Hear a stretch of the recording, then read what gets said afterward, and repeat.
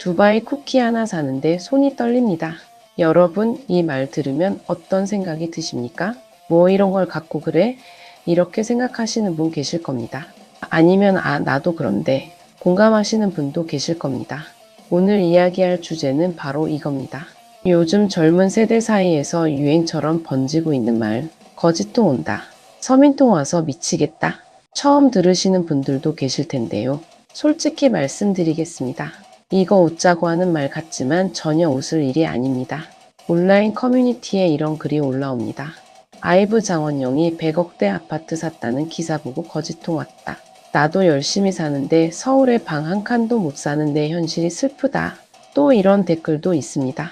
두바이 쫀득 쿠키 3개 겹쳐 먹는 유튜버 보고 서민통 옴. 하나도 못 사 먹는데 저걸 3개씩 먹냐. 여러분, 이게 뭡니까? 단순히 부러워서 하는 소리입니까? 아니면 뭔가 더 깊은 게 있는 겁니까? 실제로 데이터를 봤습니다. 썸트렌드 분석 결과 지난 한 달간 거짓통 언급량이 전년 대비 43,000% 급증했습니다. 43,000%입니다. 오타 아닙니다. 서민통은 1662% 폭증했습니다. 이게 무슨 의미입니까? 이제 이 표현이 단순한 유행어가 아니라 일상 언어가 됐다는 겁니다. 젊은이들이 자신의 감정을 표현할 때 쓰는 상투어가 된 겁니다. 근데 여기서 중요한 포인트가 있습니다. 왜 하필 그러니까 통증에 통자를 붙였을까요? 아픔이라는 거잖아요. 고통이라는 거잖아요. 경기 불황이 길어지는 가운데 연예인들의 수백억대 건물 매입 소식이 연일 쏟아집니다. 강남 아파트 평당 1억 넘는다는 기사가 매일 뜹니다. 이런 뉴스들 보면서 젊은 세대가 느끼는 감정이 뭡니까? 부러움? 아닙니다. 통증입니다. 같은 시대를 살고 있지만 전혀 다른 인생을 사는 듯한 느낌. 이 격차 앞에서 젊은이들이 자신의 감정에 붙인 이름이 바로 통증이었습니다. 과거에는 이런 감정을 숨겼습니다. 경제적 열등감이나 결핍을 드러내는 게 부끄러웠으니까요. 근데 지금은 다릅니다. 자신을 거지라고 서민이라고 부르면서 이걸 유머로 소비합니다. 웃으면서 고통을 이야기합니다. 이게 지금 젊은 세대의 방식입니다. 오늘 이 영상에서는 이 현상을 제대로 파헤쳐 보겠습니다. 왜 젊은이들은 통증을 느끼는지, 이게 정말 그들만의 문제인지, 우리 사회가 놓치고 있는 게 뭔지 정확하게 짚어보겠습니다. 지금부터 시작합니다. 자, 본격적으로 들어가겠습니다. 거짓통, 서민통이 언제 오는지 아십니까? 거창한 순간이 아닙니다. 아주 사소한 일상에서 옵니다. 먹방 유튜버 떵개떵이라는 사람이 있습니다. 구독자 534만 명 되는 큰 유튜버입니다. 이 사람이 최근 영상 하나를 올렸습니다. 두바이 쫀득 쿠키 3개를 겹쳐서 먹는 영상이었습니다. 이 영상이 각종 커뮤니티로 퍼지면서 댓글이 폭발했습니다. 서민통 온다. 저걸 3개씩 한 번에 먹냐. 두 쪽 코 하나도 못 사 먹는데 대체 저게 뭐냐. 떵개가 두 쪽 코 몇 개씩 먹는 거 보고 진짜 서민통 옴. 여러분, 두바이 쿠키가 얼마인지 아십니까? 개당 10,000원 정도 합니다. 그걸 3개 겹쳐 먹으면 30,000원입니다. 한 입에 30,000원 들어가는 겁니다. 누리꾼들이 이런 댓글을 달았습니다. 두바이를 저만큼이나 권위 있으시다. 저걸 쌓아두고 먹을 수 있는 통장과 한 번에 다 먹어치울 수 있는 권력이 동시에 느껴진다. 웃자고 하는 말 같지만 그 이면을 보십시오. 나는 저 소비를 따라갈 수 없다는 체감이 깔려 있습니다. 신라호텔 10만원짜리 딸기 빙수가 화제가 됐을 때도 마찬가지였습니다. 루이비통 160만원짜리 붕어빵 모양 키링이 나왔을 때도 똑같았습니다. 이런 거 누가 사 먹냐? 서민통 온다. 부자들은 저걸 160만원 주고 아무렇지 않게 사냐? 이런 반응들이 쏟아졌습니다. 근데 이게 비단 고가 소비 아이템에만 국한되지 않습니다. X에 이런 글이 올라옵니다. 돈이 없어서 어묵 대신 어묵 국물만 먹는 사진을 찍어서 올립니다. 거짓통 오는 순간이라고 적습니다. 병철 씨라는 20대 직장인의 이야기입니다. 병철 씨는 주말에 강남 백화점에 갔습니다. 그곳에서 잘 차려입은 할머니, 할아버지들이 여유롭게 다니는 모습을 봤습니다. 병철 씨는 이렇게 말했습니다. 거짓통이 온다. 저분들은 취미생활 즐기고 깔끔하게 옷 입고 계시는데 지금 내 모습은 초라해 보인다. 그리고 무엇보다 내 미래도 저럴 거라는 기대가 전혀 생기지 않는다. 원철 씨라는 30대 회사원도 비슷한 경험을 했습니다. 일 때문에 판교 백화점에 갔습니다. 평일 점심시간인데 부티나게 차려입은 젊은 남녀들이 여유롭게 쇼핑하고 있었습니다. 원철 씨는 괜히 더 부러워졌다고 말했습니다. 현록 씨는 28살 직장인입니다. 현록 씨는 이렇게 털어놨습니다. 어릴 때는 별 생각 없었는데 28살이 되니까 그냥 서민통이 와서 의도적으로 이런 영상 보기를 회피하고 있다. 부러움이 단순한 감탄을 넘어서 자신을 불편하게 만드는 단계로 넘어갔다는 고백입니다. 경덕 씨는 인스타그램 스토리만 봐도 가난통, 서민통, 찐따통이 동시에 온다고 말했습니다. 여러분 보이십니까? 이 통증은 고가 소비에서만 오는 게 아닙니다. 일상 곳곳에서 마주치는 격차, 그 격차가 주는 거리감에서 옵니다. 소비 공간에서 마주치는 여유가 단순한 부러움을 넘어서 미래에 대한 불안으로 이어지는 겁니다. 그래서 이제 젊은이들 사이에서는 이런 표현들이 자연스럽게 나옵니다. 노비통, 계급통 이런 말까지 등장합니다. 친구 용돈이 내 5배래.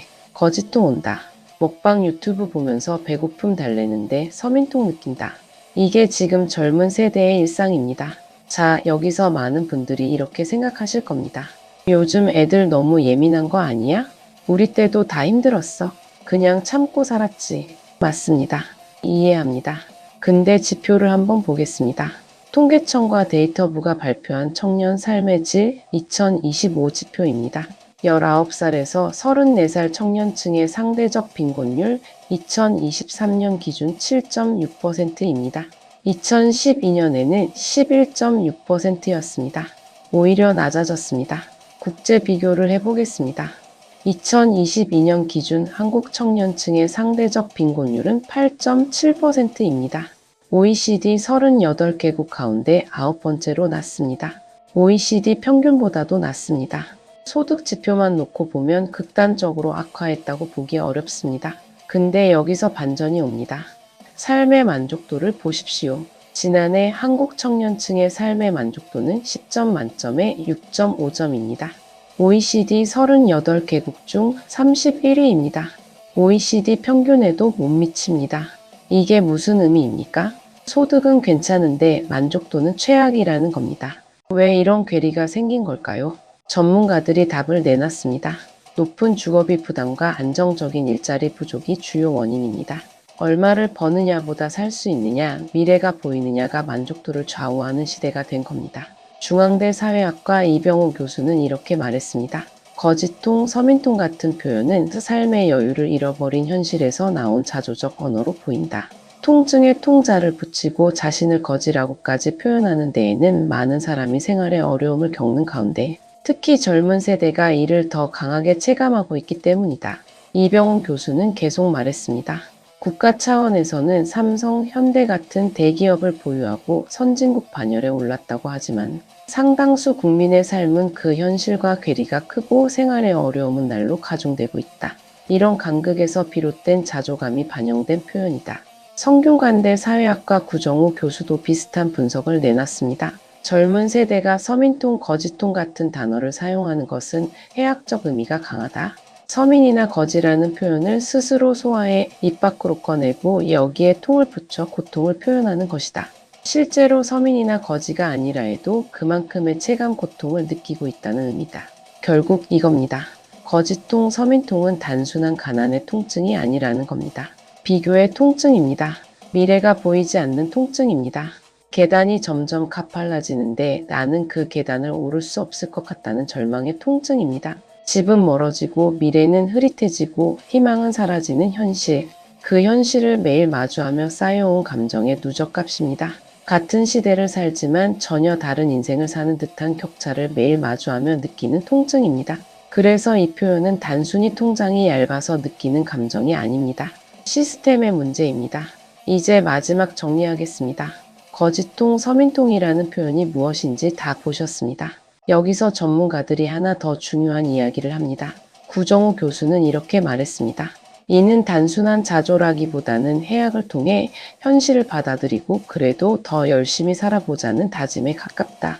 양극화와 부의 쏠림 같은 변화된 현실을 인정하면서도 과도한 좌절에 빠지기보다는 한번 웃고 넘기며 버텨내려는 젊은 세대 특유의 패기와 적응 방식으로 볼 수 있다. 이병훈 교수도 덧붙였습니다. SNS를 통해 같은 세대끼리 나만 힘든 게 아니구나라고 공감하고 서로 위로하는 측면도 크다. 여러분, 이게 핵심입니다. 이 표현은 자조이면서도 해악입니다. 좌절이면서도 적응의 언어입니다. 과거에는 이런 감정을 숨겼습니다. 부끄러워서 창피해서 혼자 삼켰습니다. 근데 지금 젊은 세대는 다릅니다. 자신의 통증을 거리낌 없이 꺼냅니다. 거짓통 온다, 서민통 온다 이렇게 말하면서 서로 공감합니다. 나만 힘든 게 아니구나 확인합니다. 그렇게 버텨냅니다. 이게 지금 젊은 세대가 생존하는 방식입니다. 물론 이 통증이 언제 사라질지는 모릅니다. 더 커질 수도 있고 조금 나아질 수도 있습니다. 하지만 분명한 건 하나 있습니다. 이 사회가 이 통증의 이름을 들을 수 있을 때 변화의 가능성도 생긴다는 것입니다. 과거에는 젊은이들이 아픔을 숨겼습니다. 그래서 사회는 그 아픔을 몰랐습니다. 근데 지금은 다릅니다. 젊은이들이 자신의 통증의 이름을 붙였습니다. 그 이름을 큰 소리로 부르기 시작했습니다. 거짓통, 서민통이라고요. 이제 사회가 들을 차례입니다. 이 통증을 인정할 차례입니다. 그리고 변화를 만들어갈 차례입니다. 여러분께 질문 하나 드리겠습니다. 당신이 느끼는 그 통 정말 개인의 문제일까요? 당신만 노력이 부족해서 느끼는 감정일까요? 아니면 이 시스템이, 이 구조가 만들어낸 통증일까요? 오늘 이 이야기가 누군가에게는 위로가 되길 바랍니다. 당신만 힘든 게 아닙니다. 당신만 아픈 게 아닙니다. 그리고 이 통증을 말하는 용기가 변화의 시작이 될 수 있습니다. 구독과 좋아요는 더 많은 분들에게 희망을 전하는 힘이 됩니다. 오늘도 행복한 하루 되세요. 감사합니다.